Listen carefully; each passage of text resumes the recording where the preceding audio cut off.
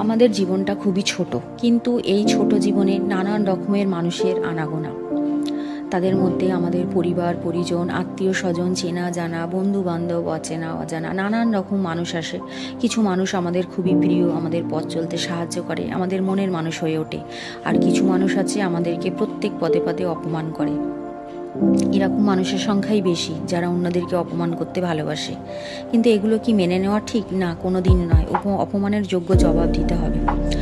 যেমন বলি, কিছু মানুষ আছে তাদের খুব টাকার অহংকার, হয়তো কিছু টাকা তারা জীবনে ইনকাম করতে শিখেছে, তাদের তুলনায় যাদের কম তাদেরকে অপমান করতে ছাড়ে না। হয়তো তার একটা দামি ফোন আছে, দামি আইফোন আছে, একটা ভালো বাড়ি আছে, ভালো গাড়ি আছে, তো সে যাদের নেই তাদেরকে কথায় কথায় অপমান করে।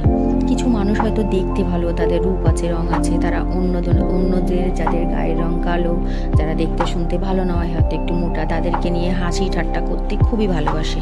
কিন্তু অপরপক্ষ যে এর দরুন কষ্ট পাচ্ছে, অপমানিত হচ্ছে, তাদের সেই বোধ নেই। প্রথমত বুঝতে হবে এইসব মানুষগুলোর শিক্ষাগত যোগ্যতা থাকলেও কিন্তু কোনো নৈতিক জ্ঞান নেই।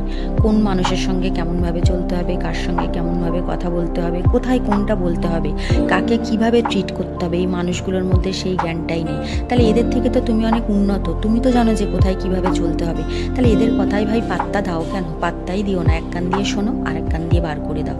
এটাই হচ্ছে এদের অপমানের যোগ্য জবাব। চারটে বড় কথা বললে অপমানের যোগ্য জবাব দেওয়া হয় না, জাস্ট ইগনোর, আর কিছু নয়। দেখবে এটা ঠিক বুঝে যাবে। আর এক শ্রেণীর মানুষ দেখো, যারা হচ্ছে তোমার পা ধরে টেনে নিচের দিকে নামাবে। আমাদের বাঙালি মানুষেরা এইগুলো খুব করে।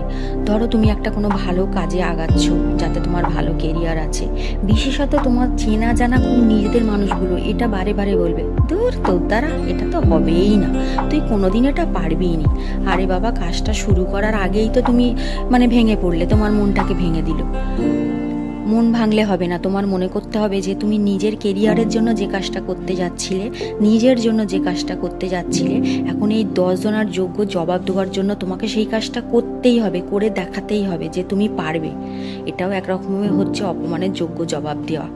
তাদের মুখের উপরে কিছু বলা নয়, সেই কাজটা করে নিজের ব্রাইট ফিউচার করে তাদেরকে দেখাও না, দেখো না তাদের যোগ্য জবাব হয় কি না হয়।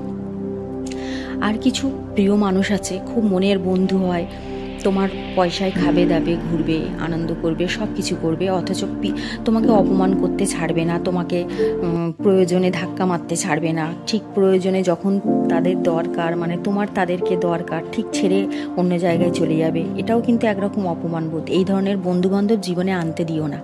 আগে থেকে যখন বুঝে যাবে যে এই বন্ধুবান্ধবগুলো ভালো নয়, বন্ধুরাই বিশেষত কিছু বন্ধু এগুলো করে, তাদেরকে একদম পাত্তাই দিও না।